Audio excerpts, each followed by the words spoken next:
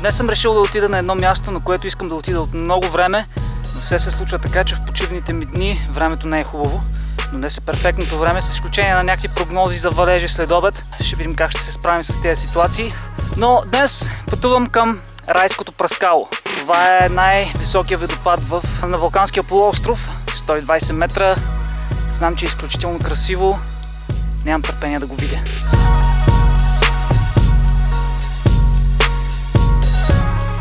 Вижте за каква красота става въпрос тук.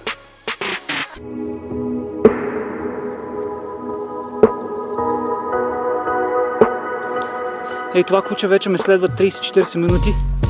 Явно знае къде отивам и в един момент мина пред мен. Явно иска да ме води по пътя, който доста добре знае. И тук вече се натъквам на някои планински стада.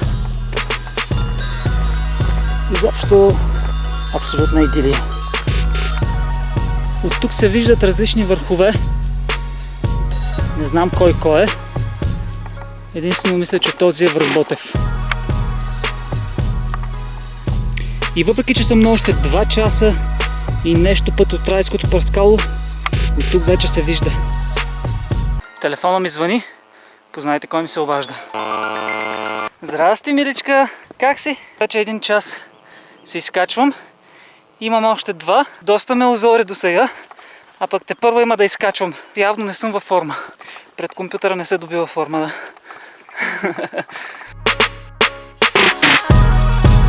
Айде, я сте, обичко. Чао, чао. Чао. Току-що срещнах една група от 10 човека, няколко семейства. И си дадох сметка, че съм май единствения налудничав човек, който е решил да тръгне сам по този маршрут. Тук е пълно с такива дръвчета. Някой може ли да ми каже какви са тези дръвчета? Може да напишете в коментарите си. Здравейте! Явно не съм единствен, който минава този маршрут сам. Ето още една група туристи. Здравейте! Явно е много популярно, когато си в планината, да си носиш портативно радио и да слушаш Радио Хоризонт. И ето къде нещата стават интересни. Защото ми предстои да сляза чак додолу в долината и след това да изкача този целия баир. Нека забавлението започне. Ей, приятел! Готов ли си за слизането? Малко не ми обърна внимание, но като гледам как слиза, явно не му е за първи път. Слизането продължава. Много близо се чува някаква река. Някой, който е идвал тук, знае ли коя е тази река? Знам, че тук някъде е Тунджа, но нямам представа къде е. Ето е и реката.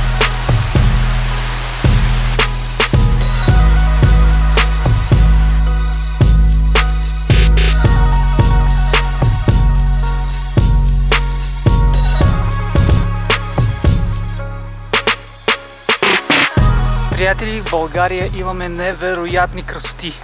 Трябва много да си ценим природата. В момента правя голямото изкачване, което е най-дългото в целия маршрут.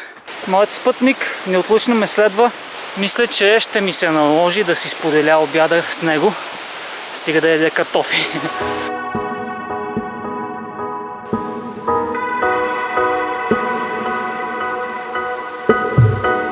Всеки момент очаквам да изляза от тази гора и пред мен да се открие красива гледка и да видя хижа Рай, която ми е следващата дестинация. И когато стигна там, кратка почивка и имам още 20 минути до Райското пръскало. Последни метри на изкачването. Сега ще видя струвало ли си е всичките усилия. Готови ли сте да видите? Гледайте!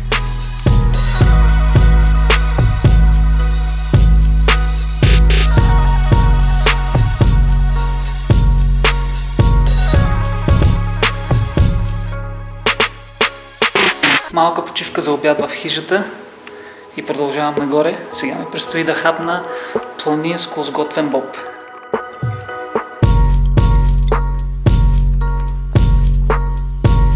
Край на почивката, време е да потеглям за райското пръскало.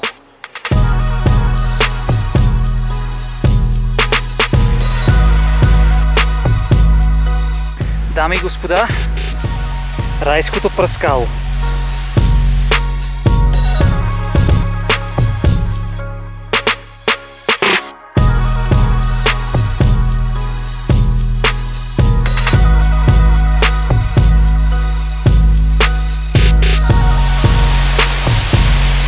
Невероятна красота.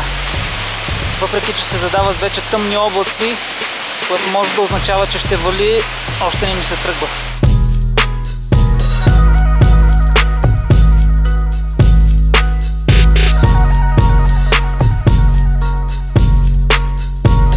Сега ме чака 3 часа път обратно.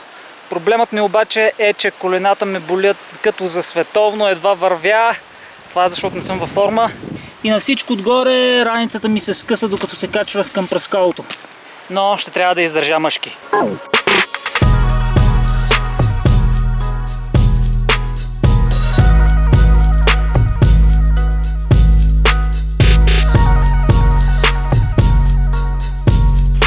Най-после стигнах до колата. Краката ми ме болят адски. Не си спомням през живота си толкова да са ме боляли, но съм удовлетворен. И сега е време да си тръгвам за вкъщи. Благодаря ви, че гледахте. Ако ви харесват видеята, които качвам, не забравяйте да се абонирате за тях ей тук. И също да ми станете приятели във Facebook. Пожелавам ви приятен ден или приятна вечер, в зависимост кога гледате. Чао, до следващия път.